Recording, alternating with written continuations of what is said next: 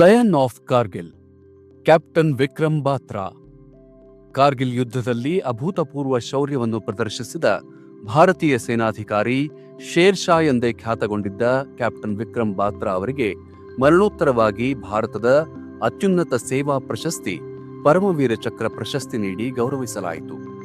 ಹಾಗಾದರೆ ಕ್ಯಾಪ್ಟನ್ ವಿಕ್ರಮ್ ಬಾತ್ರಾ ಅವರ ಹಿನ್ನೆಲೆಯಾದರೂ ಏನು?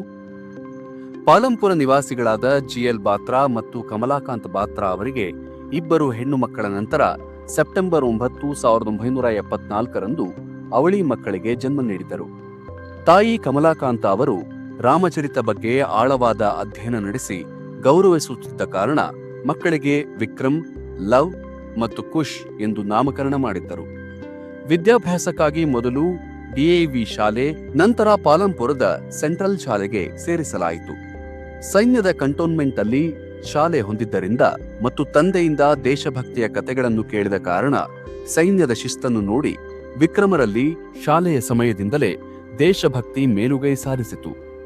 ಶಾಲೆಯಲ್ಲಿ ವಿಕ್ರಮ್ ಶಿಕ್ಷಣ ಕ್ಷೇತ್ರದಲ್ಲಿ ಅಗ್ರಸ್ಥಾನದಲ್ಲಿದ್ದರು ಮತ್ತು ಟೇಬಲ್ ಟೆನಿಸ್ನಲ್ಲಿ ಉತ್ತಮ ಆಟಗಾರರಾಗಿದ್ದರು.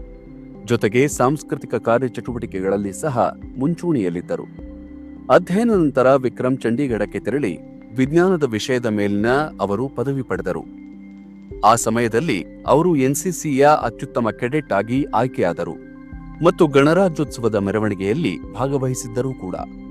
ಅವರು ಸೈನ್ಯಕ್ಕೆ ಸೇರಲು ಇಚ್ಛಿಸಿ ಸಿಡಿಎಸ್ ಅಂದರೆ ಜಂಟಿ ರಕ್ಷಣಾ ಸೇವೆಗಳ ಪರೀಕ್ಷೆಗೆ ತಯಾರಿ ಪ್ರಾರಂಭಿಸಿದರು.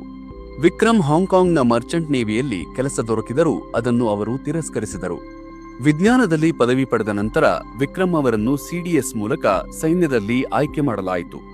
1996ರಲ್ಲಿ ಅವರು ಡೆಹ್ರಾಡೂನ್ ಎಂಬ ಭಾರತೀಯ ಮಿಲಿಟರಿ ಅಕಾಡೆಮಿಗೆ ಸೇರಿದರು. 1997ರ ಡಿಸೆಂಬರ್ 6ರಂದು ಜಮ್ಮುವಿನ ಸೋಪೋರ್ನಲ್ಲಿ ಸೇನೆಯ 13 ಜಮ್ಮು ಮತ್ತು ಕಾಶ್ಮೀರ ರೈಫಲ್ಸ್ನಲ್ಲಿ ಲೆಫ್ಟಿನೆಂಟ್ ಆಗಿ ನೇಮಿಸಲಾಯಿತು.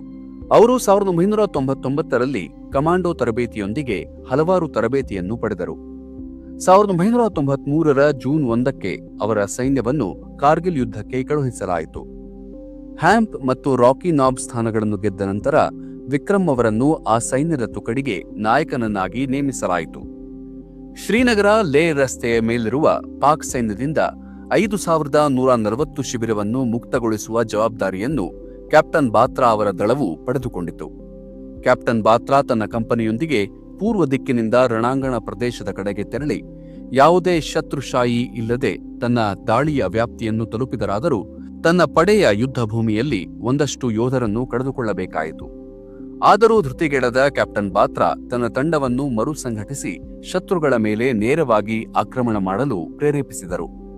ತಂಡವನ್ನು ಮುಂಚೂಣಿಯಲ್ಲಿ ಮುನ್ನಡೆಸಿದ ಅವರು ಧೈರ್ಯದಿಂದ ಶತ್ರುಗಳ ಮೇಲೆ ದಾಳಿ ನಡೆಸಿ 4ರನ್ನು ಮುಖಾಮುಖಿ ಯುದ್ಧದಲ್ಲಿ ಕೊಂದರು. ವಿಕ್ರಮ್ ಬಾತ್ರಾ ಮತ್ತು ಅವರ ಒಡನಾಡಿಗಳೊಂದಿಗೆ 20 ಜೂನ್ 1999ರಂದು ಮುಂಜಾನೆ 3:30ಕ್ಕೆ ಶಿಖರದ ಉತ್ತುಂಗಕ್ಕೇರಿದರು. ಕ್ಯಾಪ್ಟನ್ ವಿಕ್ರಮ್ ಬಾತ್ರಾ ಈ ವಿಜಯವನ್ನು ರೇಡಿಯೋ ಮೂಲಕ ಯೇ ದಿಲ್ ಮಾಂಗೆ ಮೋರ್ ಎಂದು ಕರೆದಾಗ ಅವರ ಹೆಸರು ಸೈನ್ಯದಲ್ಲಿ ಮಾತ್ರವಲ್ಲದೆ ಭಾರತದಾದ್ಯಂತ ಪ್ರಸಿದ್ಧವಾಯಿತು. ಅದೇ ಸಮಯದಲ್ಲಿ ವಿಕ್ರಮ್ ಅವರ ಕೋಡ್ ಹೆಸರು ಶೇರ್ ಶಾ, ಜೊತೆಗೆ ಅವರನ್ನು ಲಯನ್ ಆಫ್ ಕಾರ್ಗಿಲ್ ಎಂದು ಹೆಸರಿಸಲಾಯಿತು. ಮರುದಿನ 5110ರ ಶಿಖರದಲ್ಲಿ ಭಾರತೀಯ ಧ್ವಜವನ್ನು ಹೊಂದಿರುವ ವಿಕ್ರಮ್ ಬಾತ್ರಾ ಮತ್ತು ಅವರ ತಂಡದ ಫೋಟೋ ಮಾಧ್ಯಮಗಳಲ್ಲಿ ಕಾಣಿಸಿಕೊಂಡಿದ್ದವು. ಇದರ ನಂತರ ಸೈನ್ಯವು ಗರಿಷ್ಠ 4875ರ ಶಿಬಿರವನ್ನು ವಶಪಡಿಸಿಕೊಳ್ಳುವ ಅಭಿಯಾನ ಪ್ರಾರಂಭಿಸಲಾಗಿ ಅದಕ್ಕೆ ಕ್ಯಾಪ್ಟನ್ ವಿಕ್ರಮ್ ಬಾತ್ರಾ ಮತ್ತು ಅವರ ಸೈನ್ಯಕ್ಕೆ ಜವಾಬ್ದಾರಿಯನ್ನು ನೀಡಲಾಯಿತು. ಕಿರಿದಾದ ಶಿಖರದಿಂದ ಶತ್ರು ಪಡೆಗಳಿಂದ ಎರಡೂ ಕಡೆ ಕಡಿದಾದ ಇಳಿಜಾರುಗಳಿಂದ ಸೇನಾ ಟ್ಯಾಂಕರ್ಗಳನ್ನು ರಕ್ಷಿಸುವ ಕಾರ್ಯವನ್ನು ಬಾತ್ರಾ ಮತ್ತು ಅವರ ದಳಕ್ಕೆ ವಹಿಸಲಾಗಿತ್ತು. ಎರಡೂ ಬದಿಯಲ್ಲಿ ಶತ್ರುಗಳನ್ನು ಹೆಚ್ಚು ನಿಯೋಜಿಸಲಾಗಿದ್ದ ಪ್ರದೇಶವಾಗಿದ್ದ ಶಿಖರದಲ್ಲಿ ಕ್ಯಾಪ್ಟನ್ ವಿಕ್ರಮ್ ಬಾತ್ರಾ ಅವರು ಕಿರಿದಾದ ರಸ್ತೆಗಳಲ್ಲಿ ಶತ್ರುಗಳ ಮೇಲೆ ದಾಳಿ ನಡೆಸಲು ನಿರ್ಧರಿಸಿದರು. ಮುಖಾಮುಖಿ ಯುದ್ಧದಲ್ಲಿ ದಾಳಿಗೆ ಮುಂದಾಗಿ 5 ಶತ್ರು ಸೈನಿಕರನ್ನು ಬಹಳ ನಿಕಟವಾಗಿ ಕೊಂದು ಹಾಕಿದರು.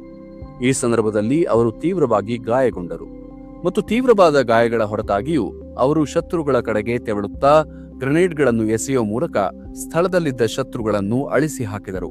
ಕ್ಯಾಪ್ಟನ್ ಬಾತ್ರಾ ಮುಂಚೂಣಿಯಲ್ಲಿದ್ದುಕೊಂಡು ತನ್ನ ಸಹ ಸೈನಿಕರನ್ನು ಸಜ್ಜುಗೊಳಿಸಿ ಅವರನ್ನು ಆಕ್ರಮಣ ಮಾಡಲು ಪ್ರೇರೇಪಿಸಿದರು ಮತ್ತು ಭಾರೀ ಶತ್ರುಗಳ ಗುಂಡಿನ ಹಿನ್ನೆಲೆಯಲ್ಲಿ ಅಸಾಧ್ಯವೆನಿಸಿದ್ದ ಕಾರ್ಯವನ್ನು ಪೂರ್ಣಗೊಳಿಸಿದರು. ಅವರು ತಮ್ಮ ಜೀವದ ಹಂಗು ತೊರೆದು ಲೆಫ್ಟಿನೆಂಟ್ ಅನುಜ್ ನಯ್ಯರ್ ಸೇರಿದಂತೆ ತಮ್ಮ ಒಡನಾಡಿಗಳೊಂದಿಗೆ ಹಲವಾರು ಪಾಕಿಸ್ತಾನಿ ಸೈನಿಕರನ್ನು ಕೊಂದರು. ಆದರೆ ಮಾರಣಾಂತಿಕವಾಗಿ ಗಾಯಗೊಂಡಿದ್ದ ಈ ಅಧಿಕಾರಿಗಳು ವೀರಮರಣಕ್ಕೆ ತುತ್ತಾಗಬೇಕಾಯಿತು. ಅವರ ಅಸಾಧಾರಣ ನಾಯಕತ್ವದಿಂದ ಪ್ರೇರಿತರಾಗಿ ಸಹಜವಾನರು ಸೇಡು ತೀರಿಸಿಕೊಳ್ಳಲು ಶತ್ರುಗಳ ಮೇಲೆ ಮುಗಿಬಿದ್ದು .4875 ಶಿಖರವನ್ನು ವಶಪಡಿಸಿಕೊಂಡರು ಮತ್ತು ಶತ್ರುಗಳನ್ನು ಹೇಡ ಹೆಸರಿಲ್ಲದಂತೆ ಅಳಿಸಿ ಹಾಕಿದರು. ಕ್ಯಾಪ್ಟನ್ ಬಾತ್ರಾ ಅವರ ಕಮಾಂಡಿಂಗ್ ಅಧಿಕಾರಿ ಲೆಫ್ಟಿನೆಂಟ್ ಕರ್ನಲ್ ವೈ.ಕೆ. ಜೋಶಿ ತನ್ನ ಸಹಯೋಧರ ಜೊತೆಗೂಡಿ ವಿಕ್ರಮ್ ಬಾತ್ರಾ ಅವರಿಗೆ ಶೇರ್ ಶಾ ಎಂಬ ಬಿರುದನ್ನು ನೀಡಿದರು. ಕ್ಯಾಪ್ಟನ್ ವಿಕ್ರಮ್ ಬಾತ್ರಾ ಭಾರತೀಯ ಸೈನ್ಯದ ತಾಕತ್ತನ್ನು ಶತ್ರುಗಳ ಮುಂದೆ ದಿಟ್ಟತನದಿಂದ ಪ್ರದರ್ಶಿಸಿ ಭಾರತ ಮಾತೆಯ ಮಡಿಲಲ್ಲಿ ಐಕ್ಯಗೊಳ್ಳೋ ಶ್ರೇಷ್ಠ ದೇಹತ್ಯಾಗ ಸಂದರ್ಭದಲ್ಲಿ ಕೂಡ ವೈಯಕ್ತಿಕ ಶೌರ್ಯ ಮತ್ತು ಅತ್ಯುನ್ನತ ಆದೇಶದ ನಾಯಕತ್ವವನ್ನು ಪ್ರದರ್ಶಿಸುತ್ತಾರೆ.